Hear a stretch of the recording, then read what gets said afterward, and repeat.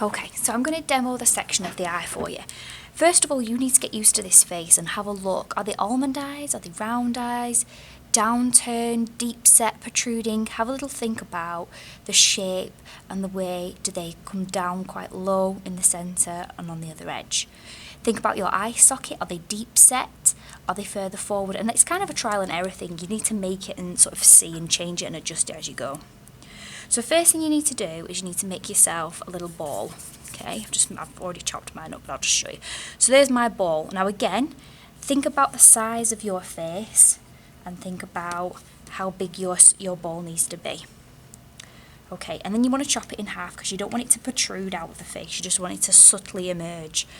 You don't want great big poppy out eyes. So there's my section of eyeball there. Next thing you want to do is create yourself a flattened section that's going to be your eyelid.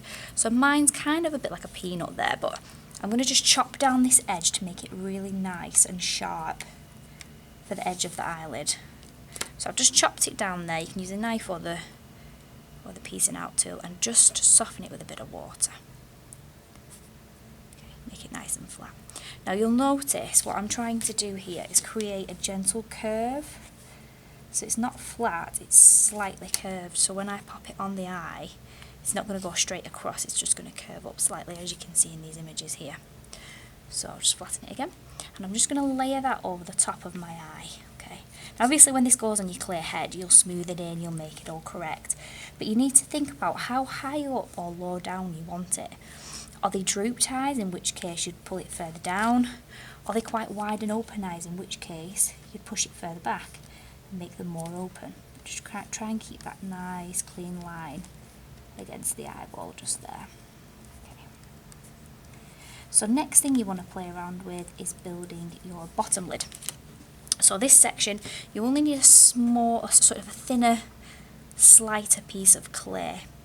Again, try and keep not too thin that it's going to crack, but thin enough that it doesn't look bulky against the eye.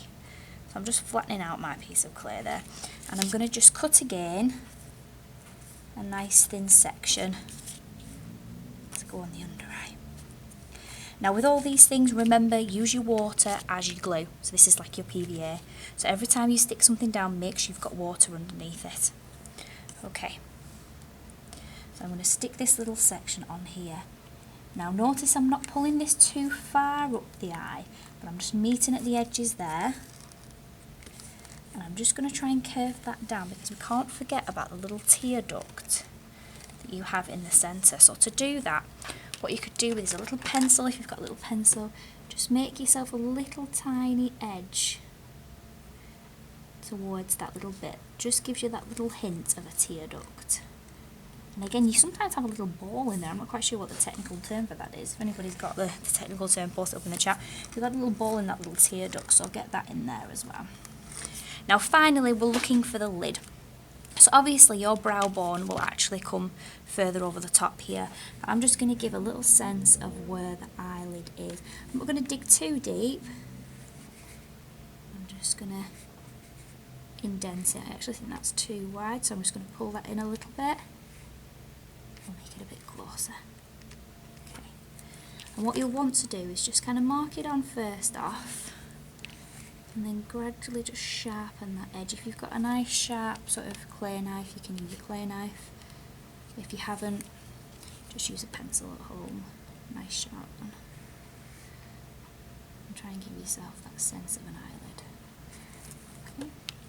If you've got a bobbled surface, just use a tiny bit of water, or you can use water on a sponge. But do this very delicately, and then you're not pulling up too much clay. So there's my sense of an eyelid there. So hopefully you can see that okay. So I'm just going to take you in there. So you can see a nice close up.